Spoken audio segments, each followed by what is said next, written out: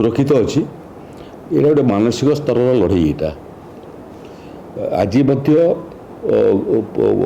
आपणकर कुटिया अंचल इंफ्रास्ट्रक्चर जो अंचल को विवादीय करने आंध्र प्रदेश चेष्टा करुच्ची आज से जगार गोटे % इंफ्रास्ट्रक्चर आंध्र प्रदेश नहीं सेठी गोटे ग्राम पंचायत रे 3टा हाईस्कूल ओडिशा सरकार काम करुच्ची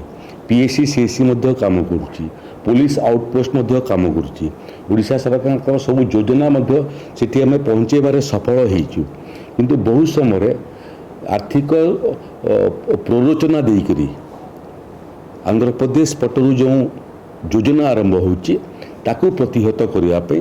जदि से भाया आवश्यक पड़े आमे मध्य से बाबद रे स्वतंत्र भाव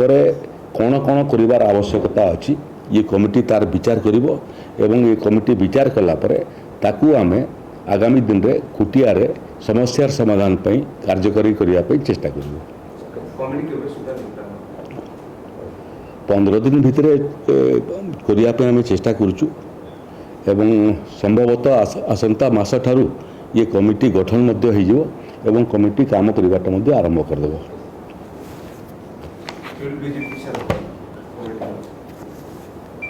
स्वाभाविक भाव में जिते आवश्यक पड़ो फील्ड विजिट भी हम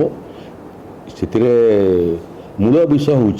ओडिशार सीमांत अंचल अतीत जो सुविधा सबू अण सीमांत अंचल लोकों को मिलूँ से सब सुविधा सबू सीमांत अंचल न मिलवा फल ये छोट बड़ समस्या सृष्टि होची ये समस्या केवल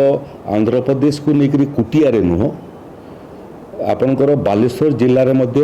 पश्चिम बंगला को लेकर सीमार छोट बड़ समस्या देखा दूची मयूरभंज मुझे मयूरभंज झारखंड सीमावर्ती अंचल छोट बड़ समस्या तैयारी होची तेणु मूल विषय आज बैठक में अनुभव है जे जेतेबेला पर्यंत ओडिशा संतुलित विकास हेब नहीं एवं केंद्र एवं राज्य सरकार गरीब कल्याण योजना धाड़ीर शेष ठिया व्यक्ति जे सीमांत अंचल रोची ता पाखक पहुँचब नहीं ये समस्या स्वाभाविक भाव में सृष्टि होता है। आमर सरकार प्रयास करिवो जे धाड़ीर शेष ठिया व्यक्ति जे दूर दूरांतर रोची पहाड़ी अंचल रोची सीमांत अंचल रोची से पाखक किमिति सरकारी योजना एवं सरकारी सुविधा पहुँचेबू तार निखुण योजना आम प्रस्तुत करूँ आम कार्यकारी करूँ बाबद माननीय मुख्यमंत्री आज समीक्षा करते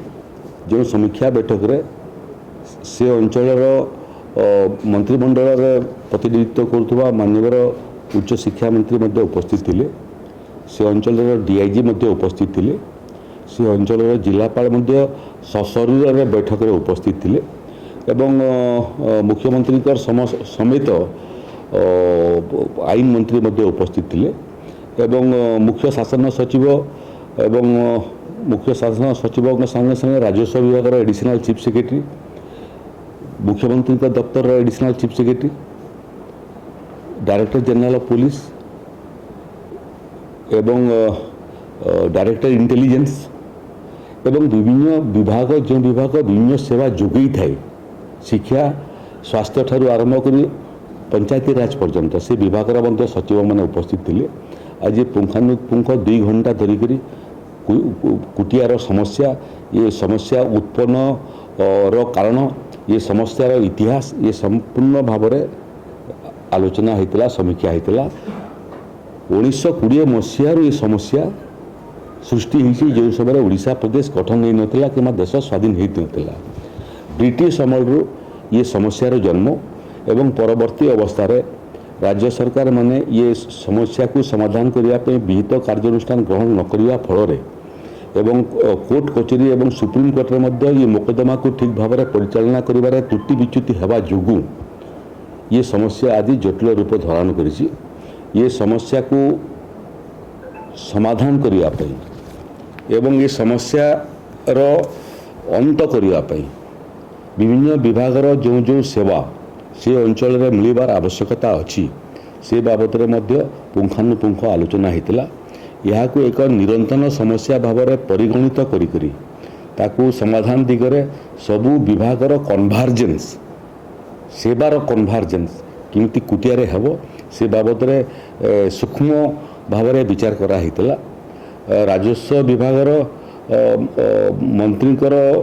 नेतृत्व में गोटे कमिटी गठित होगापी जाऊँगी। राजस्व विभागर एडिशनल चीफ सेक्रेटरी बाबद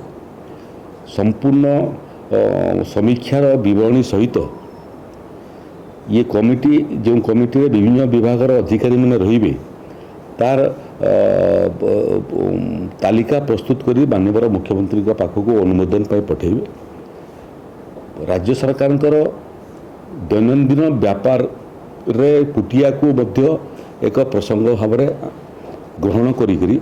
तार समाधान करने निरंतर भाव में से कमिटी उद्यम करिवो। एथिरे जो मैंने विशेषज्ञ अछंती जो मानकर से समस्या निकरी अनुभव अच्छी से मानकर मध्य एथिरे सहायता नियाजिवो एवं कुटियावासी जो कारण पाई ओडिशा ठारू विमोह होइकरी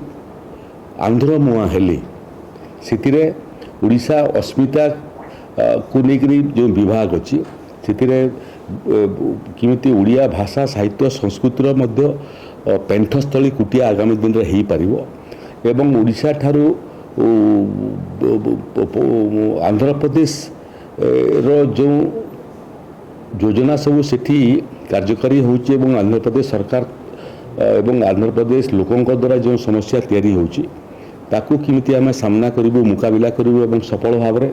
पुणी कुटिया को पूर्व अवस्था को फेरी आनिबो से बाबद रे ये कमिटी निरंतर भाव में काम करिवो। से सब एडिशनल चीफ सेक्रेटरी रेवेन्यू ये बाबद आज जो समीक्षा बैठक होता जो प्रस्ताव सब आसीला तार संकलन करी ये कमिटी